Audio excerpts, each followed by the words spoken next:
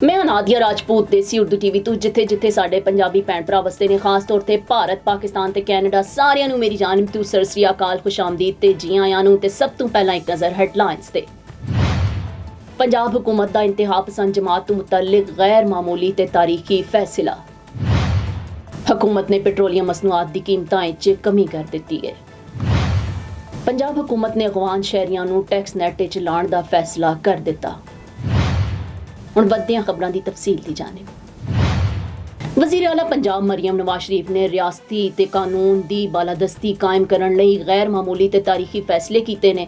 ਵਜ਼ੀਰ ਆਲਾ ਮਰੀਮ ਨਵਾਜ਼ ਸ਼ਰੀਫ ਦੀ ਜ਼ੇਰੇ ਸਦਾਰਤ ਅਮਨ ਓ ਅਮਾਨ ਤੇ ਗੈਰ ਮਾਮੂਲੀ ਇਜਲਾਸ ਮੁਨੱਕਿਦ ਕੀਤਾ ਗਿਆ। ਇਜਲਾਸ ਇਸ ਫੈਸਲਾ ਕੀਤਾ ਗਿਆ ਕਿ ਪੰਜਾਬ ਹੁਕੂਮਤ ਵਫਾਕੀ ਹੁਕੂਮਤ ਨੂੰ ਇੰਤਹਾ ਪਸੰਦ ਜਮਾਤ ਤੇ ਪਾਬੰਦੀ ਆਇਦ ਕਰਨ ਦੀ ਸਿਫਾਰਿਸ਼ ਕਰੇਗੀ। ਇਜਲਾਸ ਵਿੱਚ ਫੈਸਲਾ ਕੀਤਾ ਗਿਆ ਕਿ ਪੰਜਾਬ ਵਿੱਚ ਨਫ਼ਰਤ ਅੰਗੇਜ਼ੀ, ਇਸ਼ਤਿਆਲ ਅੰਗੇਜ਼ੀ, ਕਾਨੂੰਨ ਸ਼ਿਕਨੀ ਵਿੱਚ ਮੁਲਵਿਸ ਅਫਰਾਦ ਨੂੰ ਫੌਰੀ ਗ੍ਰਿਫਤਾਰ ਕੀਤਾ ਜਾਏਗਾ ਤੇ ਪੁਲਿਸ ਅਫਸਰਾਨ ਦੀ ਸ਼ਹਾਦਤ ਤੇ ਸਰਕਾਰੀ ਅਮਲਾਕ ਦੀ ਤਬਾਹੀ ਵਿੱਚ ਮੁਲਵਿਸ ਅਫਰਾਦ ਦੇ ਖਿਲਾਫ ATC ਵਿੱਚ ਮੁਕੱਦਮਾਤ ਚੱਲਣਗੇ।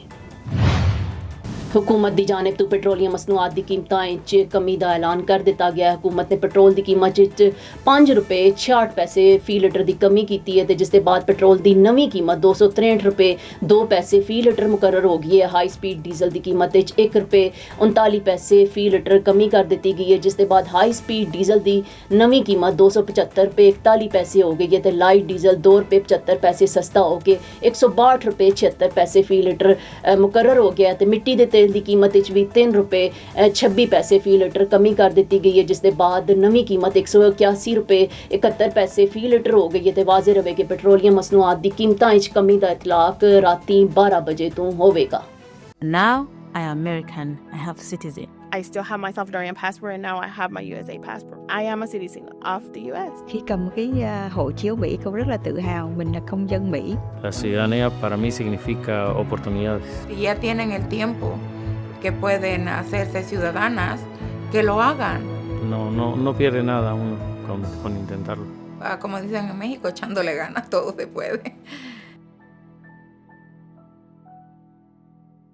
ਵਜ਼ੀਰ ਆਲਾ ਪੰਜਾਬ ਮਰੀਮ ਨਵਾਜ਼ ਸ਼ਰੀਫ ਦੀ ਜ਼ੇਰੇ ਸਦਾਰਤ ਅਮਨ ਓ ਅਮਾਨ ਤੋਂ ਮੁਤਅਲਕ ਆਮ ਇਜਲਾਸ ਹੋਇਆ, ਜਿਸ ਵਿੱਚ ਅਫਗਾਨ ਸ਼ਹਿਰੀਆਂ ਨੂੰ ਟੈਕਸ ਨੈਟ ਵਿੱਚ ਲਾਉਣ ਦਾ ਫੈਸਲਾ ਕੀਤਾ ਗਿਆ। ਨਾਲ ਹੀ ਗੈਰ ਕਾਨੂੰਨੀ ਅਫਗਾਨ ਬਾਸ਼ਿੰਦਿਆਂ ਦਾ ਰੀਅਲ ਟਾਈਮ ਡਾਟਾ ਤਿਆਰ ਕਰਨ ਦਾ ਹੁਕਮ ਦਿੱਤਾ ਗਿਆ। ਪੰਜਾਬ ਹੁਕੂਮਤ ਨੇ ਇਜਲਾਸ ਵਿੱਚ ਫੈਸਲਾ ਕੀਤਾ ਕਿ ਗੈਰ ਕਾਨੂੰਨੀ ਤਾਰਕੀਨ ਵਤਨ ਲਈ ਵਿਸਲ ਬਲੋਅਰ ਸਿਸਟਮ ਮੁਤਾਰਿਫ ਕਰਾਇਆ ਜਾਏਗਾ ਤੇ ਇਤਲਾਹ ਦੇਣ ਵਾਲੇ ਦਾ ਨਾਂ ਮੁਕੰਮਲ ਤੌਰ ਵਿੱਚ ਰਾਜ਼ਦਾਰੀ 'ਚ ਰੱਖਿਆ ਜਾਏਗਾ।